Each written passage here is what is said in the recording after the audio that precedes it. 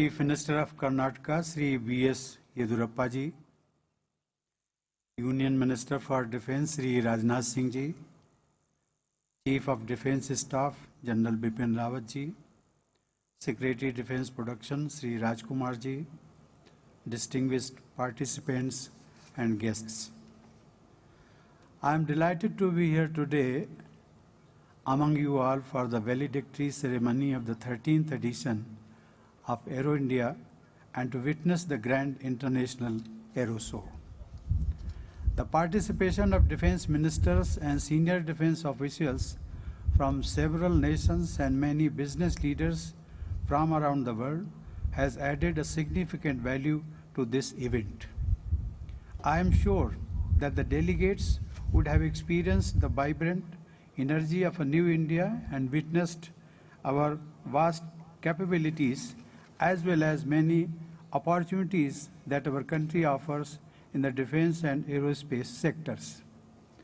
I am also sure that this event provided the participating nations and industries an ideal platform to exchange ideas and forge partnerships. Ladies and gentlemen, the past year has been a time of unprecedented hardships due to COVID-19. Its adverse impacts have been felt on all walks of life over the world. Despite the challenges posed by the pandemic, I am happy that Aero India 2021 has been organized successfully. It has been held without compromising its spirit while following the COVID-appropriate norms. Here I want to praise the courage and bravery of the Indian Air Force and our pilots for displaying exemplary professionalism in protecting India's skies and strengthening the country's defense. Aero India 2021 has been an unprecedented success. I am told that high-level delegations from 43 countries and exhibitors from 530 companies have participated in the event.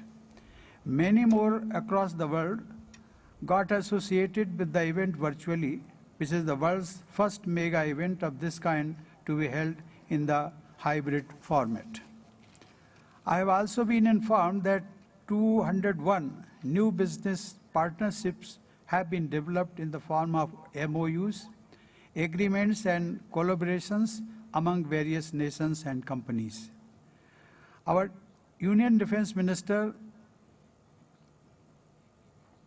and Karnataka Chief Minister and their teams deserve an enthusiastic ovation for their hard work. Also, the delegates, participants and business leaders who have traveled long distances and ensured the success of this event, they all deserved special appreciation. I have been told that a conclave of defense ministers of Indian Ocean region on the theme of enhanced peace, security and cooperation in the Indian Ocean was organized on the margins of Aero India 2021. It is a matter of great significance that as many as 28 IOR countries participated in it. India has always been an ardent advocate of universal peace and development. IOR is an important reason because of its rich natural resources and strategic location. We have floated the idea of SAGAR, which stands for Security and Growth for All in the region, to promote cooperation in the Indian Ocean region. It is important that IOR nations focus on fostering political, economic, cultural, and defense cooperation. We have always been ready to share our expertise and resources with all IOR nations for planning and coordination in humanitarian assistance and disaster relief. After the COVID-19 outbreak, under Operation Sagar 1, we reached out to our neighbors and assisted them with medical teams, medicines, as well as diagnostic kits, ventilators, masks, gloves, and other medical supplies. In keeping with India's stated commitment to use its vaccine production and delivery capacity to help the entire humanity fight the COVID-19 pandemic, supplies under grant assistance to our friendly foreign nations have already begun. Ladies and gentlemen, the Chiefs of the Air Staff Conclave was another highlight of this event. I am pleased to note that deliberations focusing on areas of mutual interest were very fruitful and would help in creating a peaceful world order. Startup Manthan, the annual event for defense startups, has also drawn significant attention. Innovations for Defense Excellence, that is IDEX, was launched in 2018 to encourage innovators, entrepreneurs, MSMEs, and startups to engage with the defense establishment and solve military challenges. Through this platform, many startups are developing new technologies and products for military use. This is helping us develop indigenous innovation and self-reliance in defense technologies. In the 29 innovation challenges issued by the Indian military and defense public sector undertakings, and from over 1,200 applications from startups, around 100 winners referred to as IDEX innovators have been selected so far. The father of our nation, Mahatma Gandhi, had planted the seeds of Swadeshi and self-reliance during our freedom struggle. Now we have renewed this pledge and are making determined efforts with Atmanirbhar Bharat Abhiyan by giving a fresh impetus in this direction with strategic policy measures backed by time-bound actions.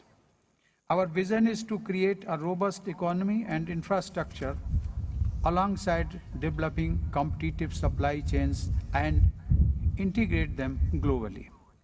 Ladies and gentlemen, the reforms initiated in India in the last 6 years offer unprecedented opportunities to investors and private companies in the defense and aerospace sectors. We have taken a number of policy initiatives aimed at placing India among the top nations in the defense sector with twin objectives of self-reliance and export promotion.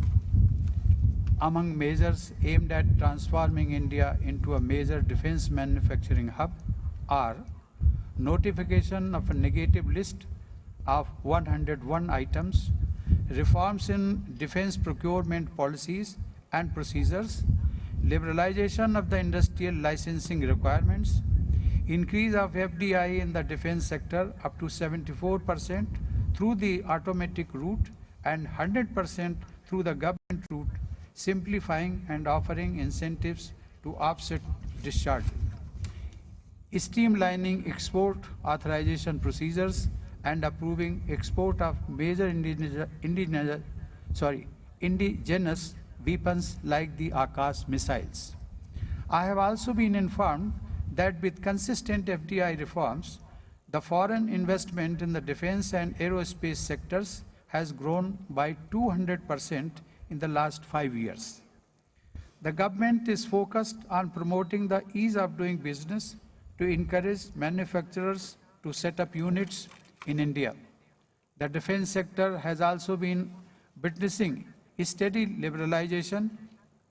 Industrial licensing requirements have been eliminated for a number of items. The processes for industrial license and export authorizations have been simplified and made online. To facilitate establishment of defense industries and give impetus to the MSMEs, 2 defense corridors have been established in the states of Uttar Pradesh and Tamil Nadu. All these efforts are expected to unleash a huge potential of job creation in the country while taking India into the path of self-reliance in defense production. The tremendous growth of India's strength in aerospace in recent years may be fathomed from the development of the new indigenous light combat aircraft, that is Tejas. I am happy to note that Hindustan Aeronautics Limited has got the orders for 83 Tejas aircraft from Indian Air Force, valued at more than rupees 48,000 crore. I am also told that capacity of LCA production at HAL is being enhanced. Aero India 2021 is a living proof of India's ever-growing strength in the defense and aerospace sectors at the global level. The event has exhibited that the global confidence in India's capabilities is growing steadily. Today, India is not just a market, but is also a land of immense opportunities for the whole world, including in the defense sector. I am confident that the 13th edition of Aero India will contribute significantly towards strengthening India's self-reliance in the defense sector, as well as establishing India as a manufacturer for the whole world. I wish you all the best in your endeavors. Thank you. Jai Hind. Please rise for the national anthem.